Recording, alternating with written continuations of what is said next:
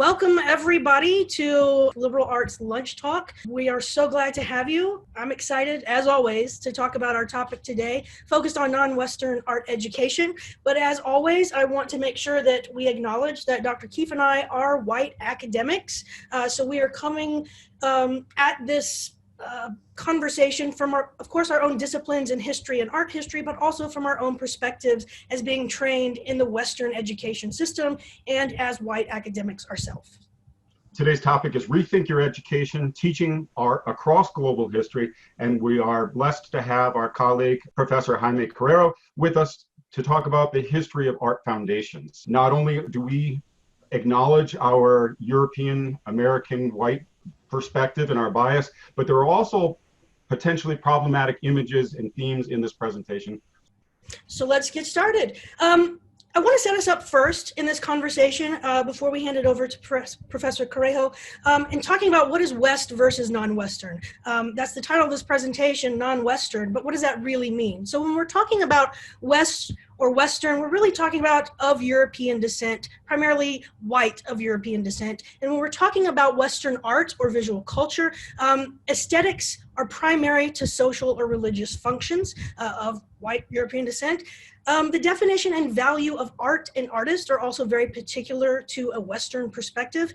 And in the West, we typically, not always, look to ancient Greek or Roman and Italian Renaissance traditions of art and art making.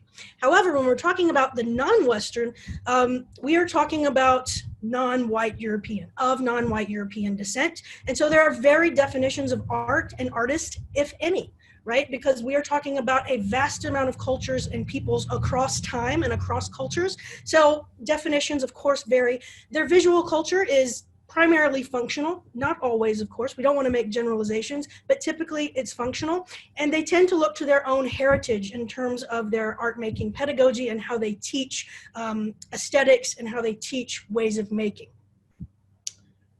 I also want to just mention that we can explore even the term Western a little bit further. It's possible, maybe from a historical sense, maybe not an art historical sense, that you could have European history that might not be considered Western.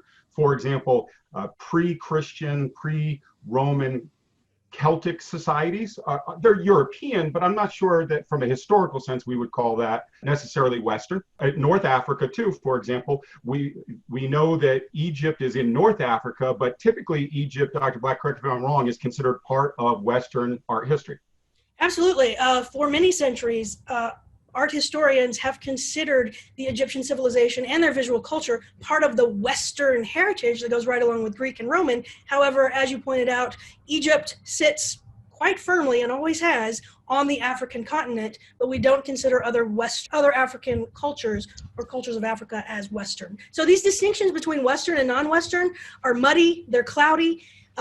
Depending on the art historian or the historian you're talking to and what time you're talking to them in terms of global history, you might get a different answer, but this is something within the histories that we are working on to sort of parse out and clarify and break away from these problematic definitions. So at this point, we would love to turn this over, and we will turn it over, to Professor Jaime Carrero and get his contemporary artist perspective and also his perspective as an art educator working through the Western traditions of art making. And you may have wondered, why is it taught this way? And this is part of the tradition of education. We'll go through some of these very briefly. So it comes from three primary schools of thought: the French Academy, German Romanticism, and the Bauhaus. And all three of these play an important role of how things are taught today. So the French Academy is really interesting. You guys may have studied them in art history. They're first major academy that's been set up in art education, and it was set up by Louis XIV. This particular institution focuses on drawing from observation with a very rigid standard as to what good art and bad art are. Who defines that? This academy defines that. I mean, culturally, people later on resisted against it, but this is really where we think about drawing really centrally. And when we look at drawing, we're looking at a key form that we draw from life as an essential value of learning how to see something. You may have heard that in your drawing classes, in your life drawing classes. They are highly traditional, looking at things that are still lives or from models, but also take into context, this is the way life was documented. We didn't have media then, we didn't have cameras and anything like that. So painting and drawing were essential to capturing the world in which it existed. And that was the key thing, not expression, but exactly capturing the world in which it laid. German Romantics were very different. They sort of railed against this about 100 years later. The German Romantics basically railed against French Academy because, like, who can set standards? And if you're only, looking at how things look visually, then you're not really taking into consideration like the spirit of the human spirit. So they're very much interested in like expression, the self, interpreting the world through images and objects. So when you think about like self-expression, which we hear a lot, or what are you interested in making, or what is your relationship to the thing personally, that idea often comes from the German Romantics. They're looking at the world in a very larger sense, and they're looking at truth in a different way, where truth in the French Academy is the thing as it exists in the world. Romantics, German Romantics are looking at truth in the sense of a spiritual connection. So they really kind of push against all of those things. And that human spirit element is what you'll see quite a bit in foundations as well. Bauhaus is another key sort of thing. So what we see the most of in terms of our format and education really comes from this group. The Bauhaus was a paramount educational structure in Germany, study of things in many different ways that have to do with design, color, elements and principles. And there's a specific sequence of classes that you would take in order to understand how all the parts relate to one another, which is the next slide I'll show you right now. So this is kind of their model. So you'll notice they go from the outside in. So when we think about foundations now we think about the inside out, like the core as being like elements and principles of design, understanding material. They would say that you need to understand the study of materials, the study of nature, the study of color, the study of composition, before you can understand how to make something truly. So you go into the core. And the reason they have a core in the middle not being foundations is because the thing that they believed in the most was in architecture as being like the highest level of art and design in the world. They liked everything else too, but architecture was a way to connect to everyone in culture that wasn't specific or isolated within a museum or gallery. So when we look at what art and design is now, we have to consider one, the pre-modern, the world as it exists, modern as in, looking on evolving beyond that, human spirit, understanding visual language. And then postmodern, we're kind of past that now, but when we're thinking about this, we are now looking at the idea of culture. Like, what does it mean to engage in the world? And this is a place, I think, where our education struggles, especially in college or in high school, is because it has such a huge tradition in Western philosophies and building from the Renaissance, French Academy, German Academy, Bauhaus, and now, we have to really look to more of a global structure. Like, what does it mean to teach from different cultural perspectives? What does it mean to unpack different ways of living? Because they're the universal, quote unquote, that some people will try to live by doesn't necessarily exist. The universal is relative to the culture in which it sits. So one's experience in India may be different than one's experience in the United States, which might be very different than somebody in China. But to understand how cultural connections meet together in art and design, and even the ways in which we make things, is really important. So we're seeing foundations across the United States starting to shift and look at these broader perspectives. Thank you. For anybody who may not know this already, Jaime is the chair of Fine Arts and Foundations. And so when Jaime is discussing the Bauhaus influence and the German Romantics and the French Academy and the Greeks and the Romans, he's explaining really the philosophy behind his Foundations department and how they approach. And I want to highlight some of those things that Jaime talked about. In particular, I want to go back to those Greeks that, in my opinion, that Western art is really underpinned by Greek philosophy. There's a philosophical foundation to art.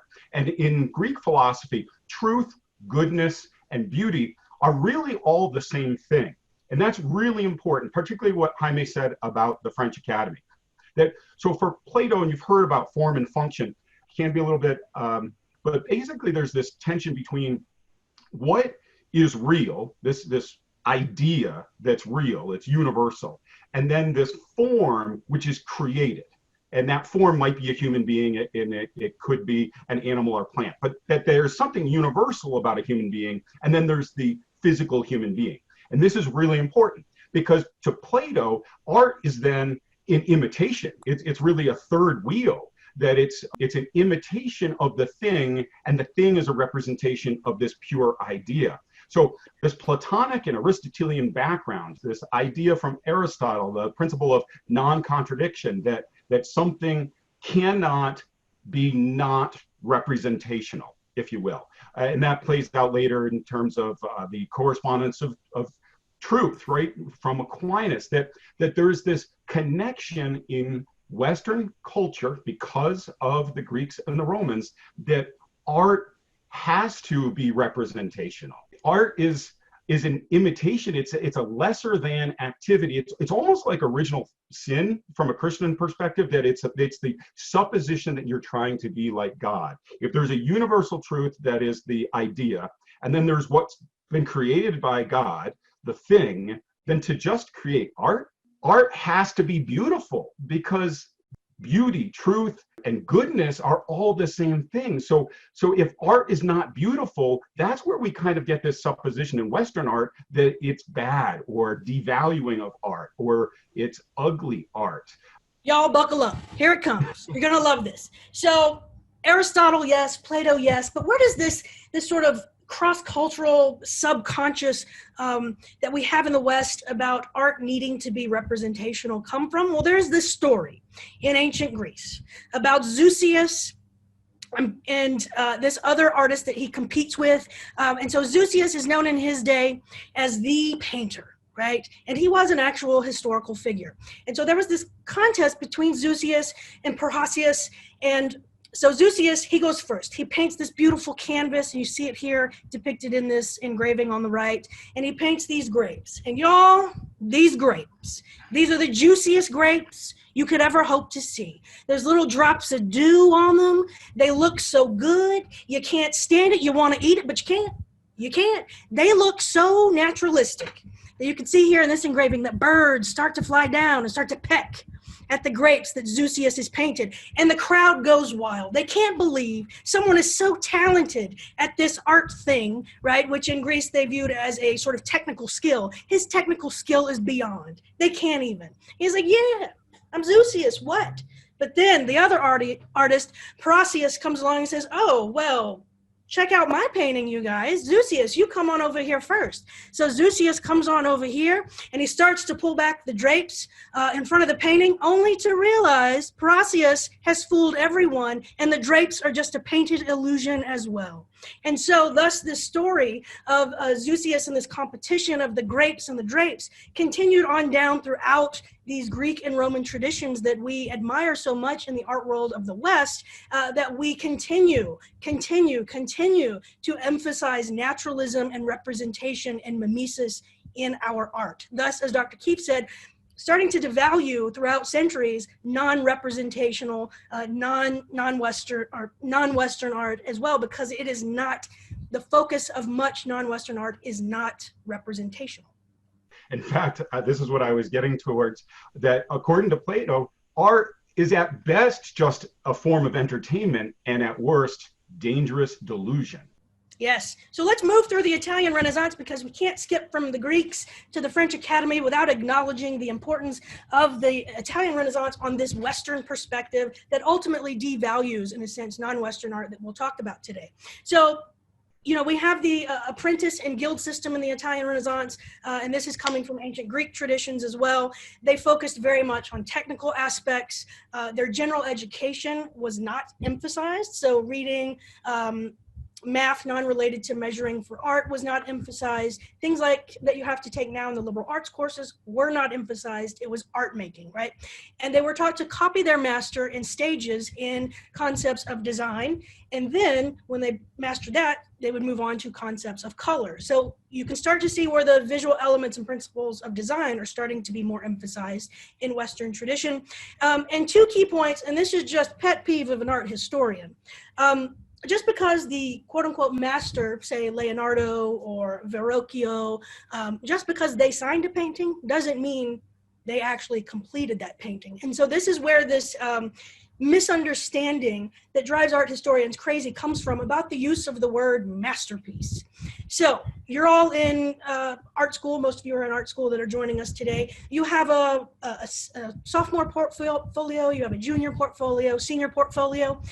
Say, for instance, your sophomore portfolio was approved, and then 300 years from now, someone looks back at that work from your portfolio and says, oh, that's a masterpiece. That's essentially what we're doing. The masterpiece in the Renaissance was just like the master had checked off that you could move to the next level. You could move on to working on your own. It was not their final piece. It was not their best piece.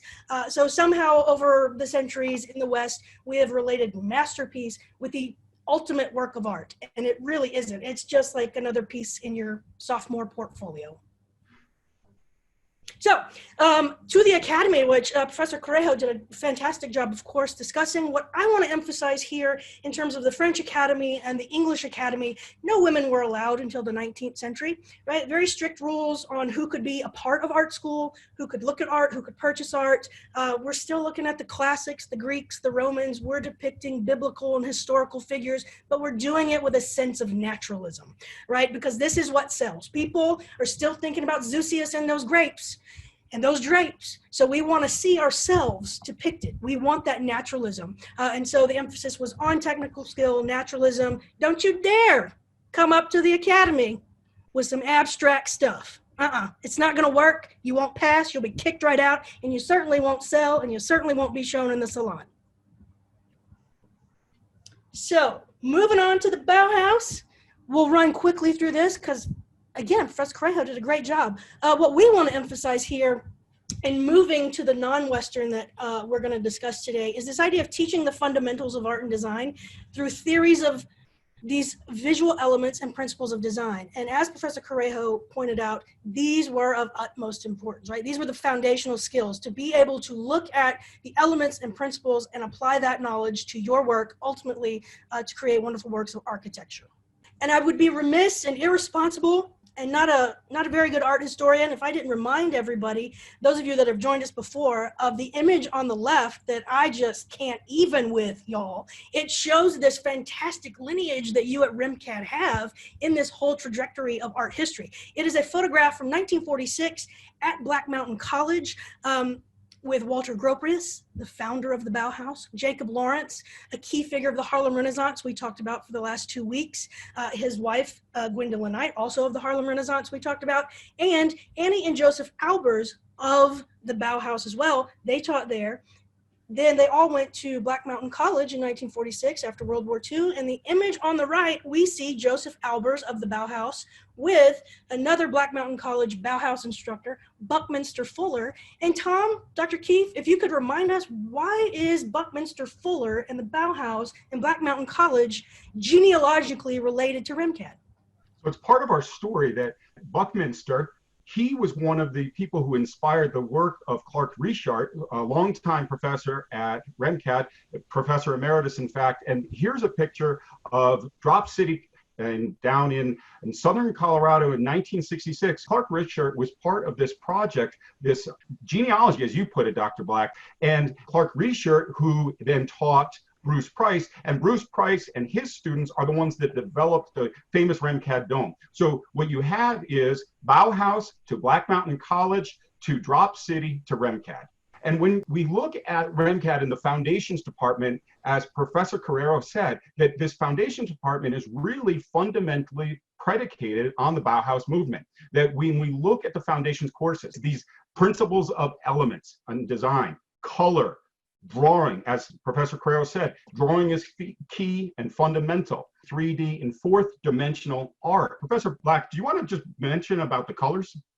Yeah, absolutely. The image on the left will come into play when we start to talk about Chinese art education practices and theories of color. I do want to make sure that I mention, as a responsible art historian, that within the Western art historical tradition, we do have Western artists thinking about emotional properties of color. Vasily Kandinsky in the early 20th century was one of those. So when we get to discussing China, I want you to remember this particular image in this slide. Kandinsky theorized that yellow was a sharp color, is a vibrant color, therefore it goes well with, or it goes appropriately with triangles. Blue is a calming color, thus the circle makes more sense for blue. So keep this in mind when we come back to properties of color when we get to China. And speaking of color and shape, if you've looked through any book, if you've taken any of your foundations courses or any of your art history courses, one thing we continue to talk about is the importance of materials, but also the importance of the elements and principles of art: proportion, balance, unity, value, color, shape. And we make you, nay, we drill it into your head, the skill of formal analysis. Yeah, I want to talk about what's missing, though. So I appreciate, Dr. Black, that you mentioned that there are exceptions, but generally speaking, Western art and how it's taught is been about that technical skill, about being representational. It has to be beautiful and real for it to be art. And Professor Correo talked about how it has to be a commodity, right? That it's going to be bought and it's going to be sold, and that there was no media, so that it has to record history. All of these things are behind the way art has been taught from the Western perspective. But think about what's missing. What's missing is spirit in many ways. That, Dr. Black, tell me about what is dissecting a hawk have to do with what I'm talking about spirit and about the meaning behind art? Absolutely. So dissecting a hawk does not explain it. This comes from art historian Esther Pastori, and she is a famed, renowned art historian of pre-Columbian cultures. And in thinking about that diagram you just showed with the sort of foundational components of art education from the Bauhaus to now, and thinking about the formal analysis, and that's how we understand breaking down the components of art to analyze it, but also to make it. This formal analysis, we have to remember, is a Western classificatory system of art, right? It developed really in the Renaissance based on understandings of Western ways of viewing art, composition, perspective, line, and it gained prominence in art history during the Enlightenment. But Pastori says just analyzing a work of art does not explain it, right? And remember, this really gained prominence, this formal analysis, during the Age of Enlightenment. Dr. Keefe? And if you think about what the Enlightenment is, it's, from a certain perspective, it's the Renaissance part two, right? It's the godless Renaissance. It is art and thinking divorced from spirit. And that's what I want to keep coming back to, is that Western art has been taught predominantly without an understanding of spirit. If we go back to the Platonic and Aristotelian perspective, that there is an idea, a universal truth that is then represented in the thing and then imitated in the art. With that, when we look at non-Western, we're going to find a little bit more of that spirit. Absolutely. So if we go back to the formal analysis, and I know there are going to be a lot of educators like, wait a minute, well, if we don't teach formal analysis, how are we going to teach students how to think about composition and shape and color and line and form? Well, we have to remember, when we are looking at Western art, those concepts apply, right? But when we're looking at visual culture of non-Western, those ideas need to go out the window, because we're applying a Western classificatory system to non-Western works of art that in some of those cultures, the concept of art doesn't exist, because those objects exist for a different purpose. They are vehicles for this spirit, vehicles for this expression, right? So we're really, according to Dr. Keefe, when we were talking about this earlier, he's like, we're talking about apples and oranges when we try to apply formal or visual analysis to works of non-Western visual culture. So ultimately, we have to, as educators, come up with a different way of teaching and understanding non-Western visual culture. To play up on that, we need to have a different word, because these two words, this word art and art, they are not the same thing, as Dr. Black said. That Western art is representational. Non-Western art is a medium of communicating a universal truth and a medium of getting in touch with the divine. Absolutely. So here we go. You're in the splash zone now. We've set you up with the history of your education, and now we're going to delve into non-Western art education practices. And again, as Dr. Keefe said earlier, we are only covering a few, and what we say here cannot be applied to all non-Western cultures or their visual culture. But generally, when we're talking about non-Western visual culture, we are talking about four-dimensional objects. Oh man, I'm so excited. I get so jazzed. Four-dimension in the sense that these are expressions expressions. They are not copies, right? Aesthetics are secondary to the social and religious purposes of these objects. It is their function that is primary, not their aesthetics, right? They're meant to teach. They're meant to elicit emotion. They are meant to elicit religious fervor. A lot of them are organic materials, very intentionally made of organic materials so that they do decay and go away, because that's part of their function, right? We have this idea in the West, particularly in museum studies: don't touch the object, don't make it go away, don't hurt it, don't damage it, don't get your grubby fingers on it or breathe on it. In a lot of non-Western cultures, these objects are meant to decay and go away. It's part of the process, right? It's part of this expression. It's not mimesis. There's also different concepts of style, right? And so Esther Pistori, our favorite art historian, also says that these expressions of identity, well, that's what they are. They're expressions of identity, expressions of religion, these objects, right? So when we think about style in the Western sense, we're thinking about all the isms. We can't think about style in that same way when we're looking at a lot of non-Western art objects. And another key point I do want to make, which we could get into the, but wait, abstraction is really popular now argument in the West, even though it wasn't for a very long time. Undoubtedly, when I teach non-Western students, there's always a student that asks, well, could they just not draw? Or could they just not paint because they're, you know, from this country or this region or whatever? That is not the case. According to Pistori, naturalism is always available to the artist or the maker or the craftsperson, right? It's this abstraction, this abstracted idea. It's just a vehicle for the expression of the identity of religious, social, political, whatever identity in non-Western visual culture. And that is the key there, that the idea that it is a vehicle, that the purpose of the art, it transcends the art itself, versus, again, a more traditional view of Western art, Greco-Roman, is that it has to be representational, and that it does not have a transcendent purpose necessarily. When we look at non-Western, and let's take a look and use subcontinental Indian Hindu culture as an example, that there are the VASTU-SHASTRAS and the SHILPA-SHASTRAS, and it represents both the architectural version of art, and I'm glad that it was mentioned that Bauhaus valued architecture as the primacy. In fact, actually, I probably would be best to let you, Dr. Black, explain the architectural aspect about the VASTU-SHASTRAS and the houses and how that was created. I was on mute. The VASTU-SHASTRAS and the SHILPA-SHASTRAS both come from the Vedic period in India, where you have this large Aryan migration. And this is primarily an oral tradition society. And they are building a new society as they have migrated in, and they are sort of taking over the indigenous populations on the subcontinent. And so we do have writings, and there are so many writings, over 64 in the SHILPA-SHASTRAS about how to create a painting, how to create a sculpture, textile, etc. And then we have even more of the VASTU-SHASTRAS that tell artisans how to build these structures and why they are building them. So it's not just a how to, but it's a why to as well for religious structures, domestic structures. And within these works, there are also not restrictions, but there are instructions rather for who can create art. And ultimately, in this particular society, in early Indian society, anyone could, right? So you have a name for a male artist, you have a name for a female artist.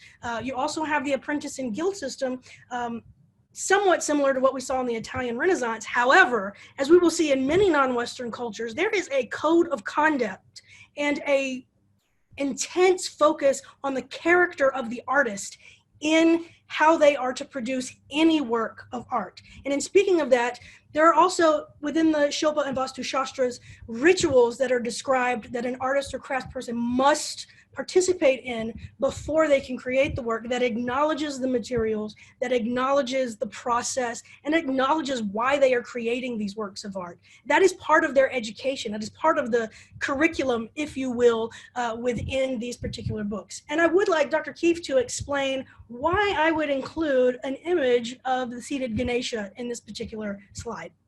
So Ganesha is the son of Shiva. He's one of the gods in the pantheon of Hinduism.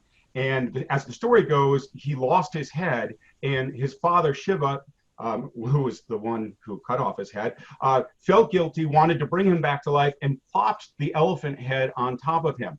Ganesha is the patron of teachers, wisdom, artists, and crafters.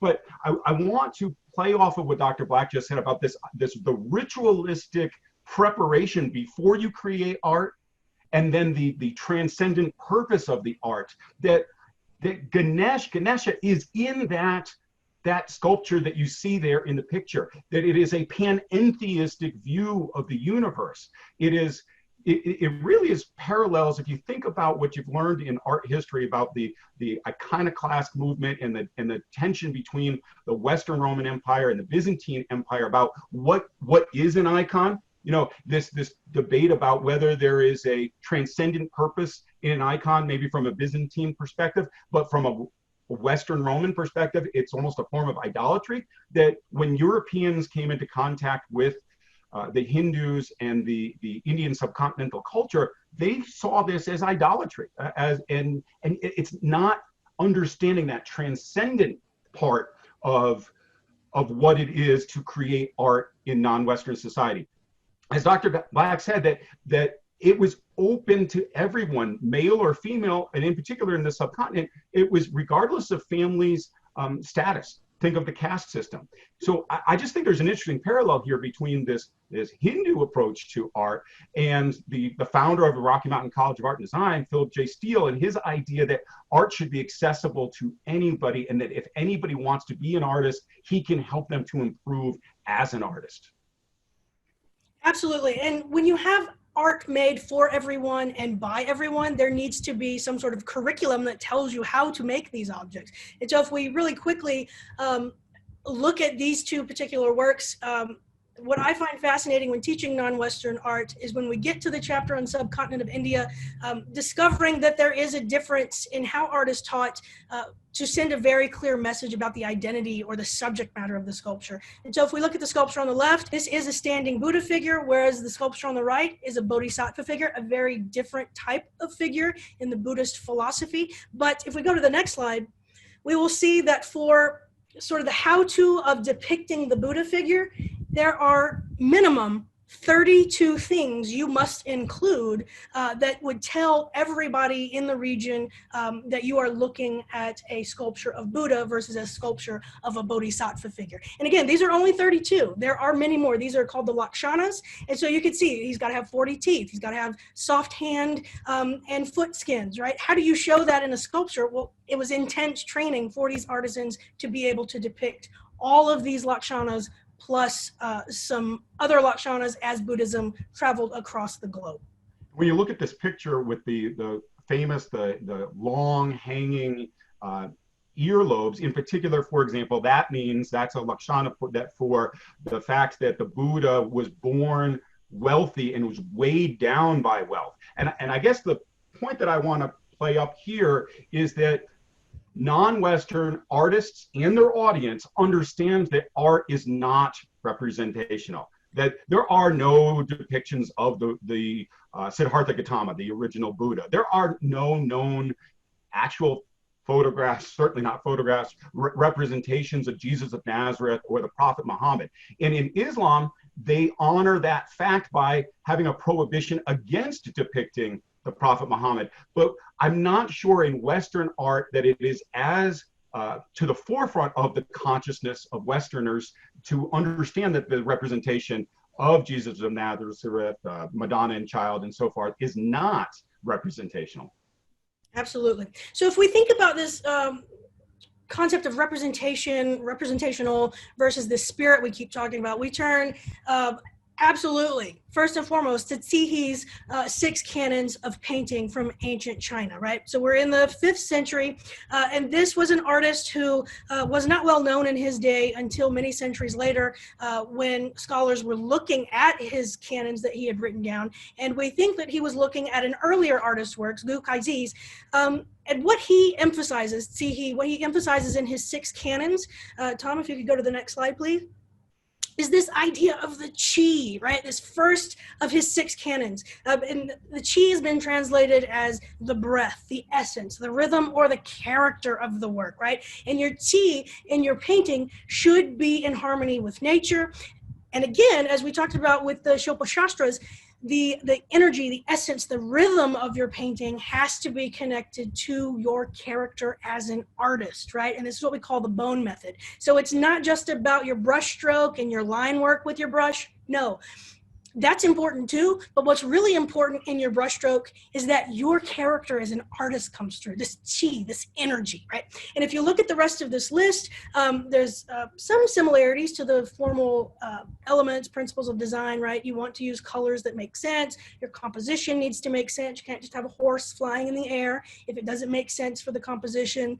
And the last point I really want to emphasize here with these canons is the transmission of experience of the past in making copies. So when we talk about the Italian Renaissance and Western ways of training, the apprentices would copy the masters, right, to develop skill, knowledge, etc. In traditional Chinese painting, we have an emphasis on copying the masters, but it's not to just develop skill, it's to honor the past, right? That's part of bringing in the chi, the essence, the spirit of the painting, and it shows your character as an artist to acknowledge your past, but also be developing your skills so that you could move on to be a master yourself. Next. Another interesting point about maybe a Western versus non-Western conception of formal elements is the traditional Chinese curriculum, if you will, about color. And I put fourth dimension in color here because that's exactly what it is, right? Everything needs to be connected to the chi. It needs to emphasize your character. So there were codes, if you will, within traditional Chinese painting about how and when to use a color. And remember, that was one of the 6 canons, using color correctly. And so you see here, these colors represent different things. Red and green ultimately would be translated as traditional Chinese colors. The flag of China is red. It is one of the most important colors in the history of Chinese visual culture. And so we see that starting already in the 4th century with these 6 canons. But at the same time, it's not necessarily for everybody. That we're not trying to make a one-size-fits-all description of non-Western art. So while in subcontinental India, art is accessible to everyone, in other parts of the non-Western world, which if you think about it is most of the world, right, that art is reserved for the elites. Take the Mayan art, for example. Artistic training for the Mayan was reserved to the upper class, the elites, the priest kings, the Ajas, because it is, again, part of that transmission of spirit that is so holy. Art is so holy as a vehicle, to use that word that Dr. Black used, that we need to reserve the curriculum, that word that Dr. Black used, that we're reserving the curriculum for the vehicle, how we can access the transcendent. That in the Yoruba part of West Africa, for example, there's a proverb: one does not install oneself as rulers of others. That we must possess an inner eye to discern the awa, the spirit, this idea that art is a medium to an end. So if we're working, thinking about Yoruba aesthetics, absolutely, that proverb speaks to this idea that there is no such thing as an individual artist going for individual artistic genius. And we have that. It's a very common Western conception these days. This sort of began in the Renaissance and moved on, right? This idea of the individual artist. That doesn't exist in many non-Western cultures, right? That proverb is telling you can't be a ruler of others, right? Individually. You all have to come together collectively to be able to express the awa, the inner beauty, through any form. And to do that in Yoruba aesthetics, which are used to criticize and create works of visual culture, you got to have good composition and symmetry. Does that sound familiar? You got to have balance, clarity of form. This one stands out, right? Lumosity and delicacy. Do we have that concept in Western artistic training? No. Right? That's not a formal element or a principle of design. What is delicacy? What is lumosity, right? That builds that awa, that chi, that 4th dimension that we keep talking about in many non-Western works of visual culture. Next.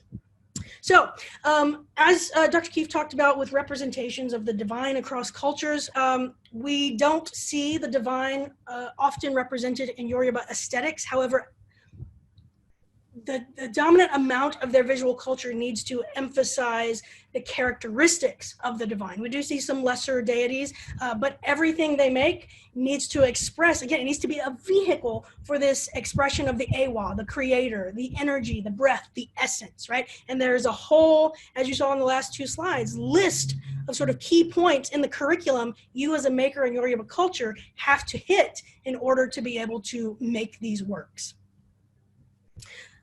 So there's another Yoruba proverb that says, what follows 6 is more than 7. And that's really what we've been trying to get at in talking about these non-Western ways of thinking about making, right? This proverb is essentially saying there's more to what you see. And you need to look beyond what you see, right? We talked about that with non-Western visual culture, the aesthetics are second to the purpose or the function. These objects are just vehicles, right? There's more to what you see. There's more to 6 than 7. These are expressions of local thoughts, belief systems, or the ash, right? Again, and this is the sort of local culture. And in order to make these objects in Yoruba culture and in other cultures, like in subcontinent India, you need to be well aware of what your culture is about. The sounds, the dances, the rituals, the spoken word, the people involved, the incantations, all of that go with the object. So you're not just making a sculpture as we might do in the West, right? No, you're making a vehicle for all of these spoken phrases, sounds, colors, dances, costume, priest incantations. So 6 is more than 7. So fine, Dr. Black, fine, Dr. Keefe. Okay, but this is RMCAD, we're in the West. Why, this is all related to religion, it sounds like. Why does it matter how these other cultures have made art and still continue to make art? Traditional Chinese painting is still a thing. Yoruba culture still exists, and they're still making art as we speak. This matters to you in your art education because when we don't understand that there's more to 6 than 7, that opens the door for the bias that Dr. Keefe was talking about at the top of this conversation, where we tend to devalue or not value as much objects that we don't have a more personal sort of understanding or connection to as we do Western works, right? If we don't understand that the process of making and the curricula for these objects to be made is in many ways more important than the objects themselves, then we have this separation of making from function, and then it starts to lose its cultural identity, and then we start going on that slippery slope to othering, where we misrepresent or we talk about these objects as mysterious or exotic, right? And so the culture loses its identity, and that's what these works are all about. And I include this, the image on the left and these two images of a museum from where I am from, Memphis, Tennessee, the C.H. Nash Archaeological Museum that focuses on the Mississippian culture of the Chucalissa people. And this is the sort of, I know you all have your own example of this. This is the place where they took all the school kids for every field trip. We went to this museum. So I went to this museum as a child in the 80s, and it's got a problematic history very much because of what we've been talking about. There's a lack of awareness of what the visual culture of the Chucalissa people was about. And so in terms of the architecture we see on the right, these huts were there when I was a kid. Chucalissa didn't live in huts. The scholars at the time were looking at other cultures and just sort of guessing. And those huts stayed up for many, many years, and they were absolutely inaccurate. The image on the left is a photograph from the 1960s.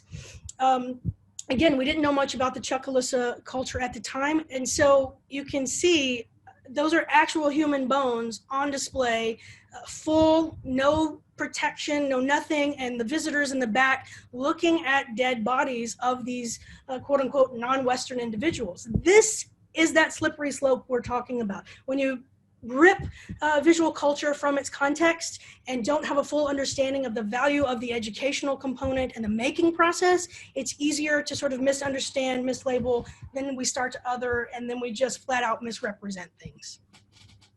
And then that leads to, of course, the idea that aliens helped these non-Western cultures, build the pyramids. The example on the left is a Yoruba sculpture that a German archaeologist said this is too naturalistic, this is too beautiful. It had to be helped from the lost civilization of Atlantis, which were actually aliens, right? So this is relevant to our contemporary culture. And this is a slide or an image that a student sent me recently, that just because white people couldn't do it doesn't mean that it was aliens, right? So being aware of these educational practices is absolutely important, since the making and the function are really more important in many ways than the actual object itself. And then I want to end my particular section on this idea. Beyonce's visual album just came out recently, and there's a lot of flack about her representation of African cultures. And if you look on the right, you see the Avengers Infinity War clip. And in the very back, if you look behind the Black Panther, you'll see a little wooden object. We see that object again here on top of the Infinity War image. This is a Chiwara headdress from the Bamana peoples in contemporary day Mali. This work that we see in Infinity War was, first of all, never meant to be seen by any of us, 21st century white Western Americans. It is an agricultural ritual piece of costume, and we see the full costume on the left. It's part of a dance ceremony. And again, so when we start misunderstanding the process and the function and the purpose of non-Western creation, it's easy to sort of pull it from its cultural context and use it as a prop. So why does this matter? Like, why does representation or representationalism matter in education? The theme of what we've been talking about is that Western art and non-Western art are not qualitatively the same thing. They are two different creations. They should both be valued. And what happens is, when we look at non-Western art through Western art lenses, we fall prey to othering, misrepresentation, and even more appropriation. It doesn't have to be that way, though. The great Frank Lloyd Wright, he said that the idea that form follows function, that's been misunderstood, that form and function should and could continue to be one, to be spiritual. we invite you to consider the spirituality of your artwork. Think about, how have you been taught to make art? Do you have rituals that you go through when you prepare to make art? What is your approach to your materials? Is your stylus, your computer mouse, your paintbrush, your chisel, are they weapons to be just hacked at a piece of marble? Or are they a holy instrument that lets you become a vehicle for the divine and then create something that can allow others to participate and experience the transcendent? What does your art say about you, your character, and your being? Where is your place and your relationship with your art in the context of your culture, your religion, your society? We make what we see. We make what we think. We make what we believe. We also make how we are taught. So we invite you to consider that there are other ways to be taught. Teaching is a reflection of values. How do you share those values? You know, are you just recreating grapes and drapes, or are you trying to work in the fourth dimension in whatever way that means to you? So we thank you for joining us today for this exploration of non-Western art education practices, just a few of them, and we open it up to you. Questions, comments? Jaime, if I could put you on the spot, could I ask you to respond to what Dr. Black and I said in terms of what part of what we said resonates and what part would you push back on? No, I wouldn't push back on any of it. I think like making is deeply, personal to cultures, and, Western culture is different than any other culture. Like, they're all sit in different avenues of making. And I think it's more important just to honor and acknowledge different ways that people approach the whatever material or their process or the function. Although I would say all art functions, it's just, how you define function is up to you. It can be about politics or contemporary culture or introspection or ritual or use, but all those things have all meaning in them. I think for me, to really kind of give us some knowledge base in terms of how we can use sort of these other ideas of approaches to making and philosophies, and also other elements and principles that we can start to think about how we can integrate them into foundations, or at least acknowledge their presence, because I think it's really important to create a space for that and a ground for that. I think my biggest concern always, though, is with these is the cultural appropriation of these processes and practices. I think it's really important to share them, but for me personally, I think it's also concerning it would be concerning if a student who has no context for India art making to start to then use some of those practices and then start to create them in their own work where they're removed from that culture. And then we talk about this in fine arts in terms of people who may work abstractly and abstract expressionism are interested in that language, but it is removed from that time period and culture. We're in a different time and has a very different context. So being able to wrestle with that with students and also with faculty and how we also approach curriculum, will be a challenge. But I think creating the space so people know that it's not just about a Western ideal, but a global ideal, a global idea of processes is really important because, we have students from all over. So, I think acknowledging it and finding a space for students to determine how to impact that and also faculty is really important. One of the things that I was thinking about while we were preparing this is respectfully, what's missing from Bauhaus? In this presentation, it seemed to me, like I said, that it's the spirit that's missing from the Bauhaus curriculum, and that's probably unfair. But if I play that out, I look at RMCAD, and I think that that's the role of liberal arts in many ways, that it's Clio, it's the muse, it's the inspiration that I think that's why foundations and liberal arts work so well together, that foundations is the skill, and maybe liberal arts is that spirit or passion in some ways, or the inspiration or the match that lights that fire.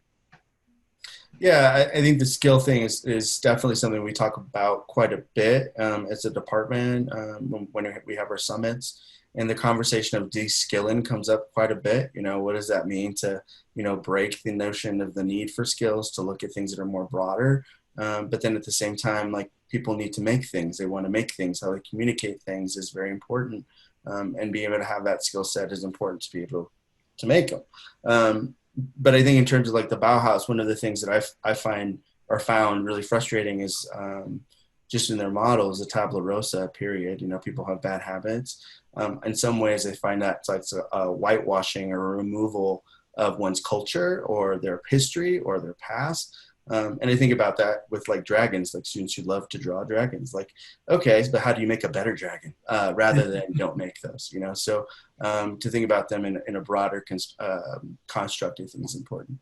Thank you so much for letting me crash your party. Yeah. This was really fascinating, and I'm wondering if anything has changed I kind of take it that the art historians here teach both Western and non-Western. Yes. And I'm wondering if some of your experiences in teaching non-Western material have changed the way you think about the Western material.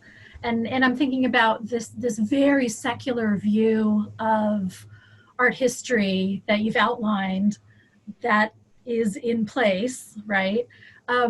But that actually may not reflect some of the realities of the original context of some of the Western making, getting to the Platonic truth could be a very divine experiment for some of those original artists.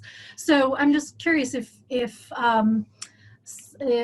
there might be a way that some of these approaches might come together in some way, or some lessons that you've learned as art historians. Yeah, absolutely. That's a great point. And yeah, there are, in the history of Western art, these little pockets of art and spirituality when they come together. Jaime talked about German Romanticism and the concept of the sublime and humanity, or man's connection to this greater power. So that was a small pocket of spirituality and art coming back together.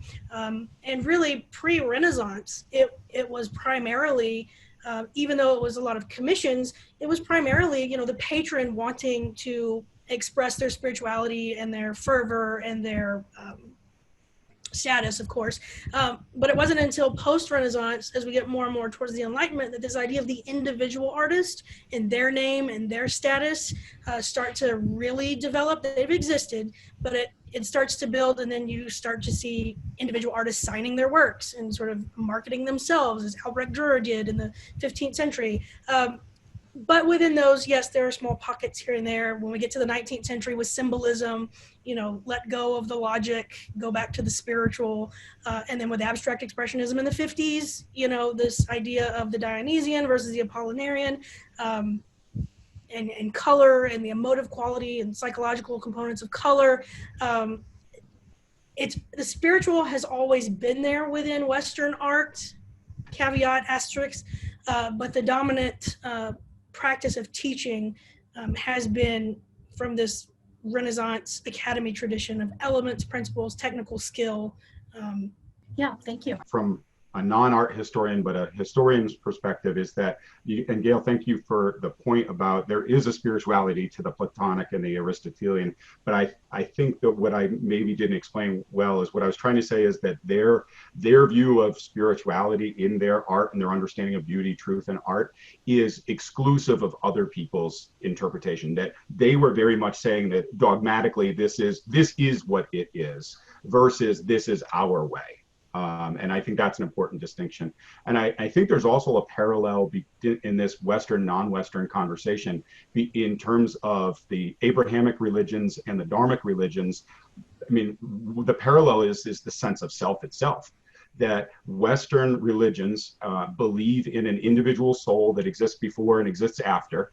And therefore, you also then have the Renaissance ego that Dr. Black is talking about, putting your name on something because it's yours and you created it and you're going to be compensated for it, versus non-Western art that does not necessarily have autographs because there is no self, that self is an illusion and that self is part of a whole and that the art therefore supports that whole in a way. Thus, there is no artist or concept of artist, because these are vehicles for the expression of the cultural identity, not the individual artist identity. And there's something about, this has been nagging at the back of my head too, and when we talk about ritual approaches to art in non-Western art, the metaphor that I think is a really good entry point for students, and maybe it's something we could even incorporate with liberal arts and foundations, is if people are familiar with, or if they're not, to bring them familiarity with the idea of the Zen tea ceremonies, that it's not about drinking a cup of tea. It's how you prepare yourself before the tea and the way you act while you're preparing and serving the tea, right? That's the kind of the metaphor of what we're trying to get at today. Yeah, that could have just been the whole presentation. It is in Zen. You would have saved us an hour. This was great. Thank you so much.